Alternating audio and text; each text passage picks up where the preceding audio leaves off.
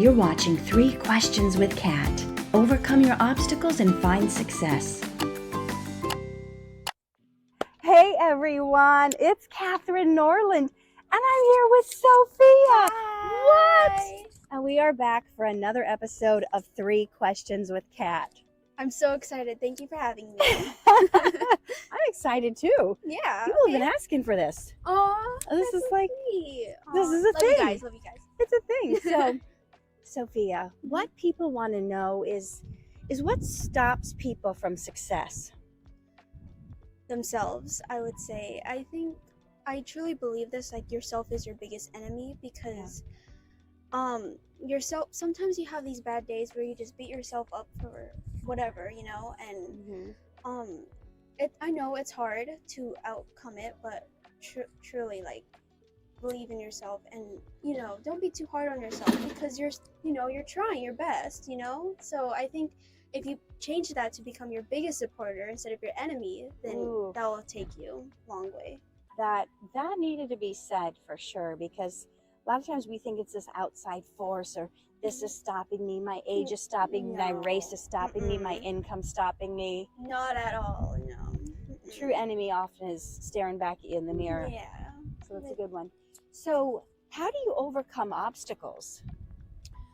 Well, usually when they're really hard, I usually talk to God. I just need some time with him and myself, and we just need a good conversation. And I'm telling you guys, just one prayer or just a talk, it would really help you feel so much better. It's like talking to your best friend. You know what I mean? Yeah. He's always there for you guys. So I would say talking to God, praying, and he leads me to every direction. So I love that. And for people who maybe they're not familiar with prayer, or maybe they go, maybe they think it has to be this like rigid thing or something in a prayer book, or you got to do it right a certain way.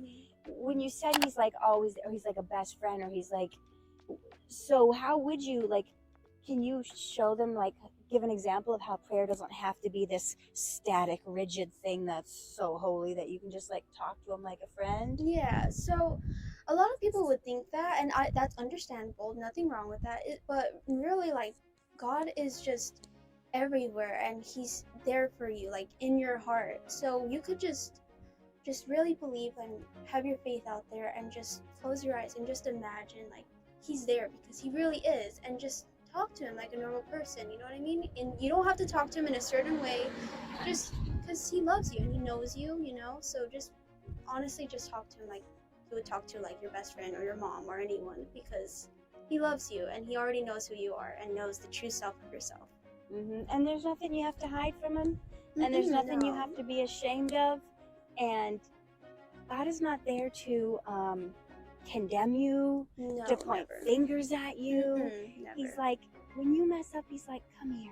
Yes. Let's talk. I want to hug you. I want to love you. I want to, and it feels so nice too to have that. Like, knowing that is just makes me so, like, it makes me feel secure, you know what I mean? Like, because I have someone out there that's always there, like 24/7, and it could be like 3 a.m, and I'm like having these thoughts, but he's always there.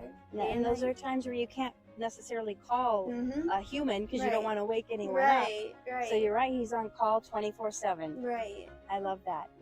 So let me ask you, what do you wish you would have known, say, 5 years ago? Or it could be something more recent. What is something that you learned recently? You're like, man, I wish I would have known that. That would have made my life better. I would have say, okay, so I've dealt with a lot of hate when I was younger, and I was still growing up, finding myself, trying to understand myself and what person I am. Is this like cyber hate, cyberbullying? Yeah.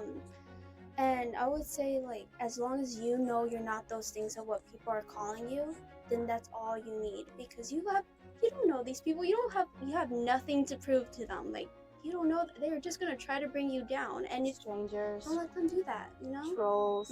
Sometimes they're just inciting just to see you react. Yeah, right? We talked about this a little bit yesterday. Yeah. So I would say, if you know you're not those horrible words they're calling you, that's all that matters, I'm telling you. So So That's yeah. beautiful.